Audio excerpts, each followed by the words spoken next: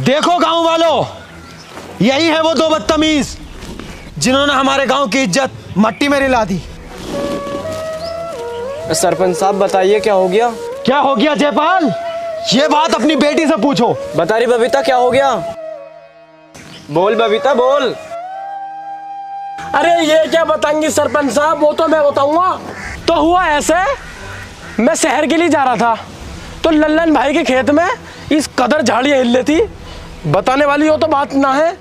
ये तो नीचे थी और ये साला ऊपर था। वो तो मैं टाइम पे पहुंच गया ना, तो सारी गांव की जनसंख्या बढ़ जाती और साला मुझे और लालच दे रहा चुम्मे के। मैं लगाया, इसीलिए मैं भागता भागता तुम्हारे पास आ गया। शाबाश बेटे। तो बताओ गांव वालों, क्या किया जाए? इन्हें मार दिया जाए। अरे रुको रुको, तुम अगर हमें मानना चाहते हो तो मान लेना, हम तुम्हारे सामने ही हैं।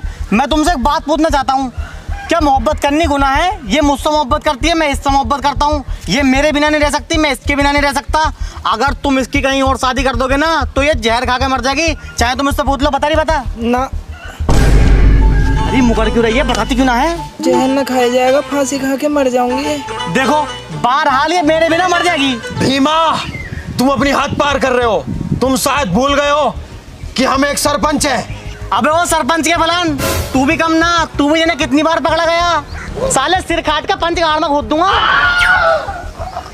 हाँ तो हमारा फैसला सुनो। लौंडा मोहब्बत करता, अब देखो मोहब्बत के मारे तो झुकना ही पड़ेगा। ना तो मैं तुम्हारे सामने मारता ही ना, दोनों को मोहब्बत करता है, झुकना पड़ लिया। ये भी हिस्सा करती है, ये भी हिस्सा करता।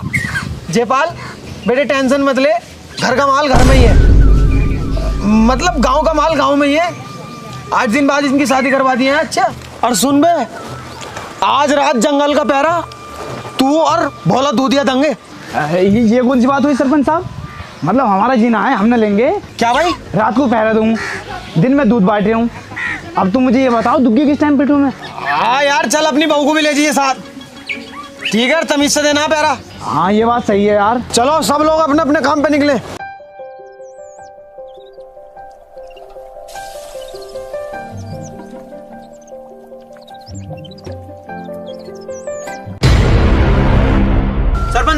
सरपंच साहब, हम लुट गए, हम बर्बाद हो गए।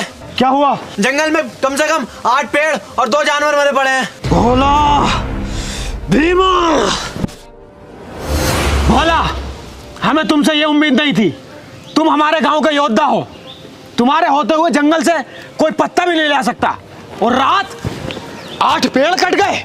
तुम शायद ये भूल चुके हो, ये जंगल हमारी जिम्मेदारी है, इससे हमें जीवन मिलता है, हम इससे फल फूल रहे हैं, इसे बचाना हमारा कर्तव्य है। भीमा, क्या हुआ था रात?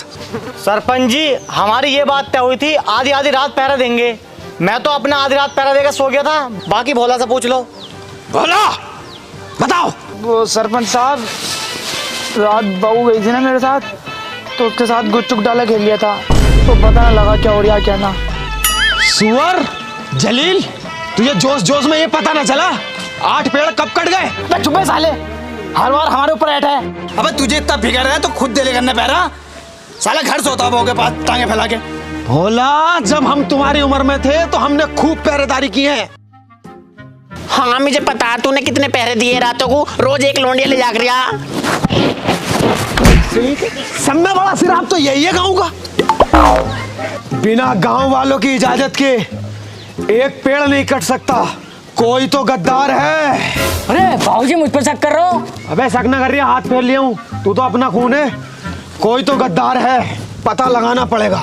हाँ भीमा और भोला गद्दार है, इन्हें सजा दी जाए, सजा दी जाए, सजा दी जाए। रुको, जहां तक हमें उम्मीद है भीमा और भोला ये घिनौना काम नहीं कर सकते, गद्दार कोई और ही है, पता लगाना